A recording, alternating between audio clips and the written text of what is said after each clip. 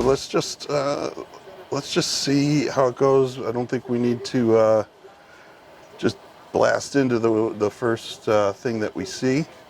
Take our time. I mean, we traded quite a bit yesterday, so I'm not worried about activity. Very few names on the inside bar list. I think we only had 19 or 18. But we'll have those out there. I know Netflix is actually showing some decent strength. At least they were. Yeah, they're up 1.5%, 170 bips.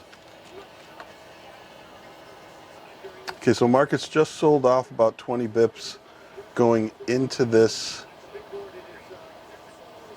It's pretty volatile. I don't think the market knows what it wants to do. Let's keep the cues up there. That's going to be probably most indicative. So most likely we're not going to get a whole lot of zone type of plays today just because of how, we got to get these moving averages to flip. So we'll be, just like yesterday, we'll be doing a lot more of